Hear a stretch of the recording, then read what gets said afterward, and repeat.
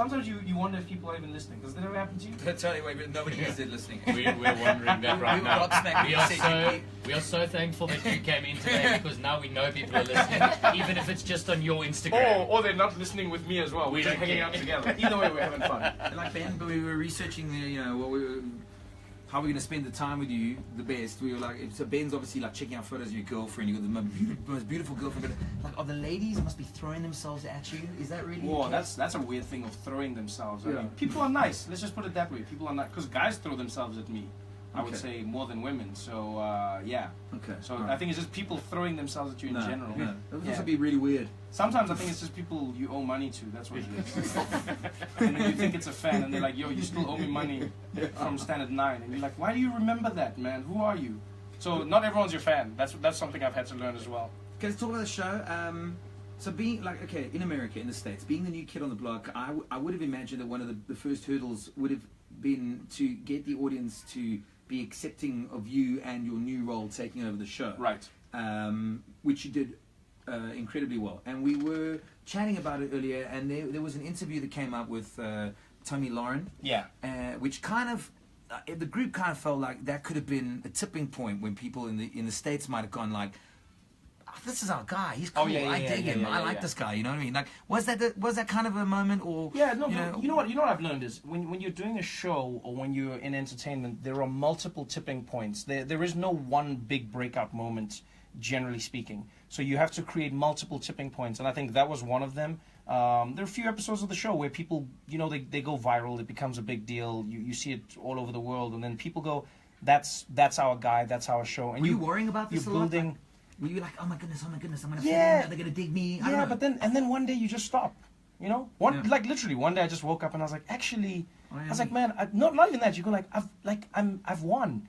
You go like, don't get caught up in these first world problems, man. Yes. I didn't dream of being at the Daily Show. I just wanted to be able to do stand-up comedy in the world. That's cool. I just wanted to be able to support my family. I just wanted to be able to live a good life. And I was like, you're living a good life, kid. Why are you stressing? I was like, if it goes away tomorrow, have you lost? And I was like, no. Did you have a good time? You know what it's like? It's like I watch Usain Bolt, and he comes third in his race, and and people are like, oh, he lost. I'm like, no, he won.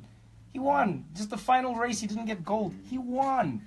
You know what I mean? And that's what you have to look at. You go like, don't look at the current result. Look at the overall result, and that's when you start living life. And so here in South Africa, I mean, you've been successful on TV. You still do the stand-up gigs. But when you come back here to do a show, like last night, apparently you were hilarious. Ben was there, he was loving every second of it, 90 minutes. Oh, thank you. Yeah. So it was 10 minutes turned into 90. But do you find that the audiences, do they kind of, I don't know, treat you differently? Are you getting bigger laughs because you're Trevoh Noah? Are they easier to make laugh? No. Have you noticed that at all? No, you know what I love about South African audiences? South African audiences are honest through and through. So I will get a real rapturous welcome, which is really nice. But then after that, people are like, all right, man, make us laugh. And what's great is, people expect more from you, which I understand, and we have great comedy in South Africa, so it's not like people are like, oh, you're coming to show us comedy. It's like, no, we still laugh, we still have jokes. Now show us what you got, and that's what I'm here to do. Okay, and then what's the other thing I wanted to talk to you about? Oh, yeah, competition. So like, jealousy. Yes. In all sorts of industries, jealousy makes people. You see people's real, true colors when they want to be. Human beings can be horrific things, right? So, I mean, remember comedian Loyiso Madinga spoke about a moment that he had in Canada with you, and I think Dave Chappelle was there, and he quoted Judd Apatow and said, the guy said something like, "We do this alone, but we are all together." Right. Is there legitimate camaraderie on the scene in the industry between comedians? Because there was a time when you started doing this, and you left the country, and arguably, like online, a lot of comedians might have said some like, "Oh, he's a sellout" or whatever. Do you know what I mean? Yeah. Sure. Do you find that it's like, there's this two-facedness? I don't know. You see what I'm trying to say? Here's my thing, man. At the end of the day, you have to focus on what you're doing, right? People always think it's not even an entertainment thing. It's in life. In your office, wherever you are right now, you know that there's people out there who are hating on you. Right. There's someone who's going, you don't deserve your promotion. Right. There's someone who's going, you don't deserve to be in the department you're in. It's just life. It's human beings. There are two types of human beings. There are people who are doing, and there's people who are talking about the people who are doing. And at the end of the day, what I learned when I traveled was, you meet great comedians who are doing great things, and you work together, and you start realizing that there's more than enough for everybody. You know, you can't live life where you're worried about what another person has, because them having doesn't mean you don't have.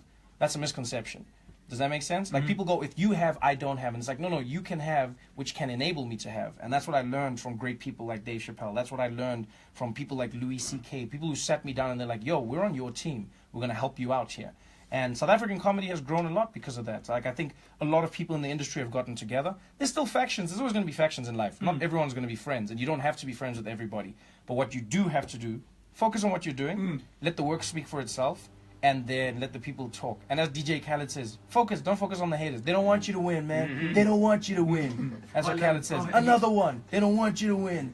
And I was like, yeah, you're right, Khaled. They don't want you to win. Just keep doing your thing. And you got to meet Louis C.K. I mean, you've got to meet so many cool people. You know, like, okay, we've got Fikile Mbulula. I mean, arguably probably the biggest celebrity in the country. He is, man. I mean, Razzmatazz. Right, on my list of guys we're like dying to have on the show, Tim, okay? He follows you. Right. And then we were looking at your PR team. I mean, there was a list, actually, I couldn't believe it. John Legend, Lewis Hamilton, Jim Carrey, Beyonce. You're at these, you know, because, well, when you started the show, literally within a week, you were everywhere. Right. It was incredible. The amazing team behind you working on, you know, positioning and all this kind of thing. Right. What is it like?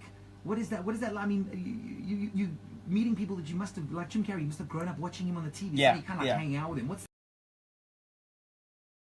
Jim Carrey on its own. I'd be going nuts. But I'm enjoying the fact that I am with Jim Carrey, speaking to him as a peer. He's a role model and an idol, but at the same time, he's a fellow comedian. We're speaking about comedy. Right. We're speaking about TV. We're speaking about that. For me is where I go, like, this is an amazing moment. Who would have thought that I would be speaking shop or work with Jim Carrey? That's something that's special to me. Is where I go. I'm not just in a room going like, oh wow, look, good to see. Anyone can do that, you know. For me, it's the work that I appreciate. So I never take that for granted. I go, I'm not trying to do something to become famous. I acknowledge that I'm in a job where fame may be attached to it, but the work is what I appreciate. The reward of the work is doing it well. Okay. We're promoting your show. That's what we're doing. We're going to sell. I don't think there's any tickets left. Is the thing sold out? What are we? Friday was sold out. Sold out. Thursday is basically sold. We only have Wednesday tickets left. Okay. Wednesday at the Dome. Okay, the only show this Wednesday. We're going to talk about the show. We'll talk about the show. We'll try and fill whatever seats are left. And I'm dying to know where to from here. If you've even thought that far ahead. Like from here, I'm going to drive. I'm going to drive to Fourways. All right, let's have a look at your traffic at 20 minutes after. We have Trevoh Noah in the studio. It's unbelievable. The legend. Is this a golf clap moment? I think this is the highest accolade anybody can Then we kept the stove on you. Look at his face. We've got to scrap this golf clap thing. No ways, man. That's all we got. We'll be back with Trevoh Noah in a minute. New traffic in Joburg on Leslie Avenue before William Nicol Drive. There's a serious accident involving a pedestrian.